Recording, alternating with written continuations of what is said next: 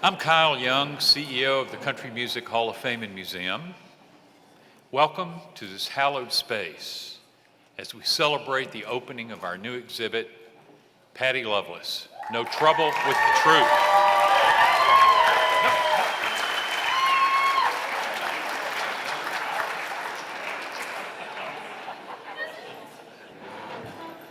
I told her I'd be through in about an hour. So. Here in this room, the most accomplished and illustrious figures in country music are remembered and celebrated. George Jones and Bill Monroe, Cash and Klein, Dolly, Emmy, Tammy, and Loretta. And in October, Patty Loveless will take her rightful place here, along with fellow inductees Tanya Tucker and Bob McDill.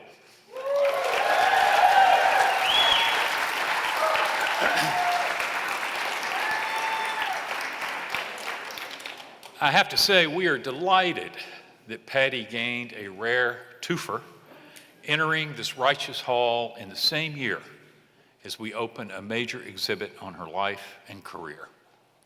I promise we didn't plan it this way. Last fall, we decided to do an exhibit on Patty. Her election to the Hall of Fame was announced in April. But I choose to believe this was in the stars all along. Patty's life has been marked by a series of remarkable circumstances, challenges, and opportunities, all unlocked by her exceptional voice and her gift for artfully sharing real-life stories. She grew up on country music. When she was 3 years old, her mother, Naomi, would mop the house on Saturday nights and set little Patty on the kitchen table, playing the Grand Ole Opry on a radio propped in the kitchen window. Patsy Cline, Monroe, the Louvens, Gene Shepard, Porter, and Loretta, all future Hall of Famers. Loretta, in fact, was a cousin of Patty's from the same mountains of eastern Kentucky. And like Loretta, Patty was a coal miner's daughter. Her father, John Ramey, worked back-breaking days in the mines. She was the sixth of 7 children born to John and Naomi. And they, along with her cousin Dicey, lived just outside Elkhorn City. Population about 2,000, a sheltered mountain community. Patty and her family were forced to leave it in 1969 when her father came down with black lung disease. They had to move to Louisville for his treatments. In Louisville, 12-year-old Patty felt homesick for the hills. Her father bought her a guitar to take her mind off her sadness in spite of his own dire circumstances. Soon she was playing that guitar and singing for her family, so painfully shy that she had to sing from behind a door so her parents and siblings couldn't watch her. Older brother Roger was struck by that voice right away, the power and the tenderness. He got her performing on stage with him when she was 12, despite her bashfulness. A local DJ dubbed them the singing, swinging Rameys. 2 years later, when Patty was 14, Roger drove them down I-65 to Nashville, hoping to break in the music biz. Roger, always self-assured, decided they would drop in on Porter Wagner. Worth noting, they had never met Porter. He didn't know they existed. But Porter was receptive. He listened to Patty sing and was astounded. That voice, mountain pure, so strong and supple. He introduced her to Dolly, and Dolly, a mountain girl herself, was equally impressed. Porter and Dolly encouraged Patty to pursue a country music career.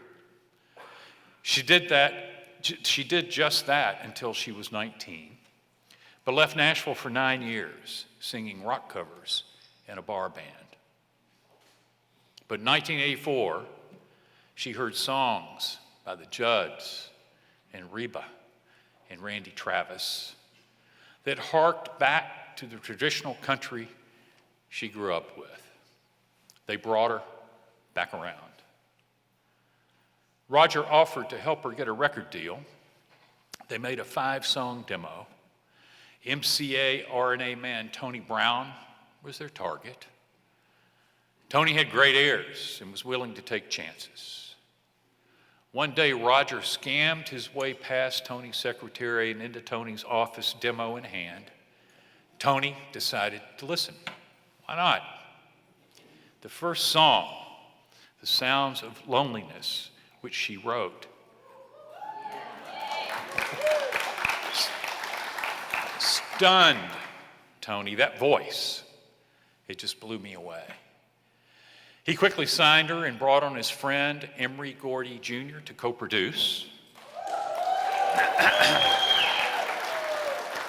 Both had played in Emmylou Harris's Hot Band. Tony knew Emory would help them give Patty that blend of classic country and West Coast country rock that Emmylou excelled in. Artistically, it worked from the start. Patty scored her first top 10 hit in 1988 with a cover of George Jones's If My Heart Had Windows. She was on her way. And she cemented her creative relationship with Emory Gordy by marrying him in 1989. But by the early 90s, Patty was feeling like an orphan at MCA. Patty has said that much of the focus seemed to be on Winona, Reba, and Tricia, who were going platinum, while Patty was stuck at gold. Patty and Emory felt it was time for a change. In 1992, she signed with Epic. That's when the dam burst. Platinum albums, 16 top 10 hits in a row. CMA Album of the Year in 1995 for When Fallen Angels Fly, and Female Vocalist of the Year for 1996. Recognition. She was viewed as a consummate artist by her peers. A few years ago, I was walking down the backstage hall of the CMA Theater, just cutting through, minding my own business, when I was stopped dead in my tracks. Two incredible voices harmonizing, coming from a dressing room. I didn't know who it was at first, but then I recognized the voices, Patty Loveless and Ricky Skaggs. And I think I understood right then and there what Roger, Porter, and Tony had heard.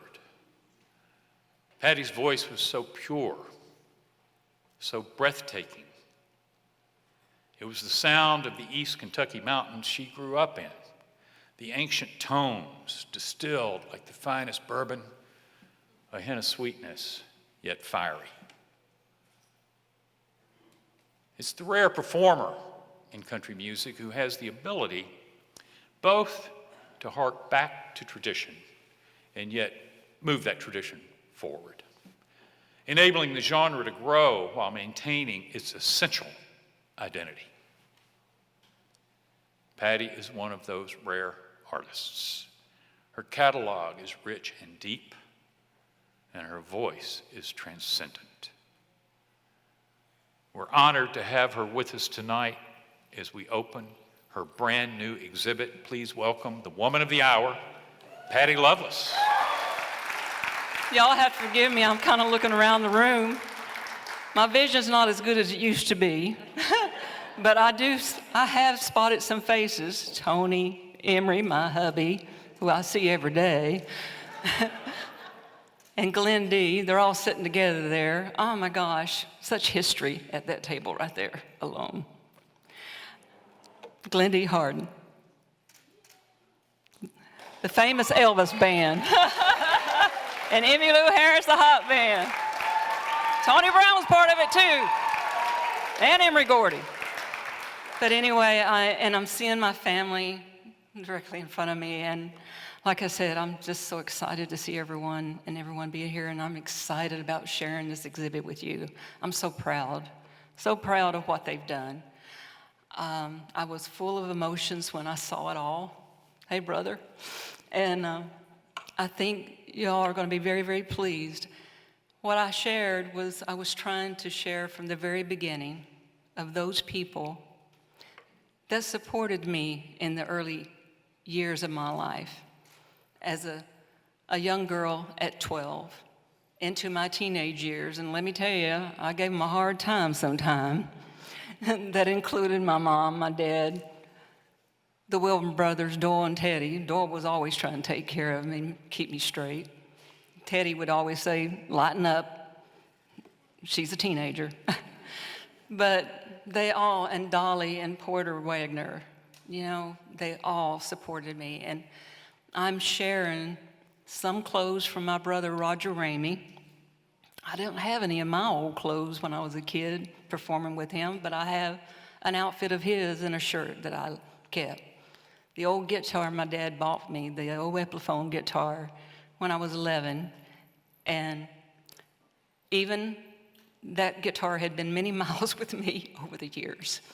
And I have to tell you the whole story on that guitar. It went all the way to North Carolina with me. And when, of course, my first marriage dissolved, I moved back to Nashville.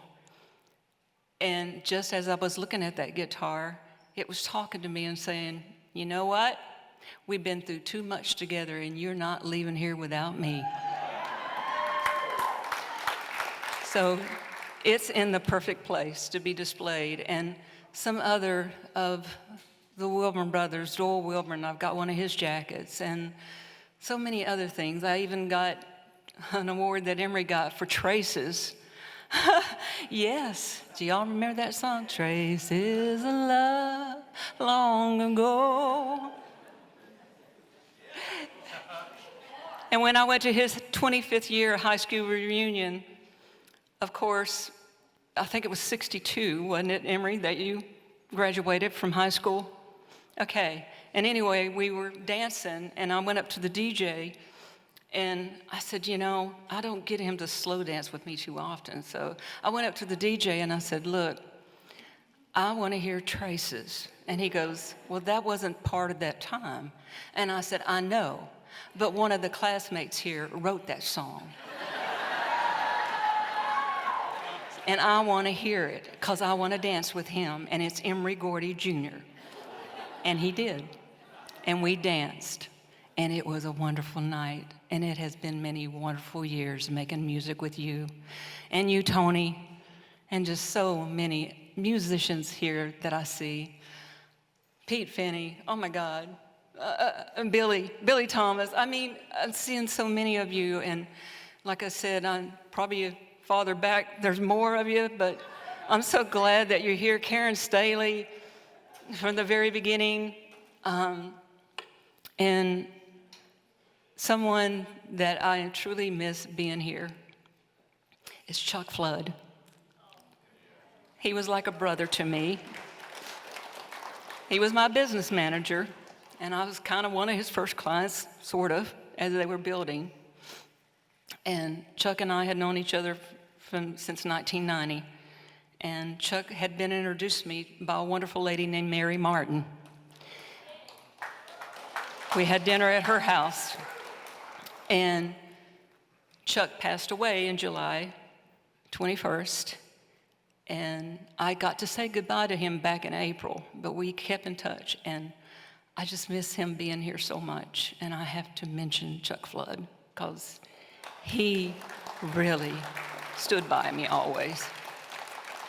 And I want to thank you all so much, and I'm so excited for you to see the exhibit, and I'm so very proud. I feel like I've come full circle, and I also feel that all these artists, Dolly, Porter, you know, everyone that's here, now I can stand beside them and hold their hands and form that circle that's so that we will welcome others to come in, because there's so many more that are deserving to come. dream on. It comes true. Thank you.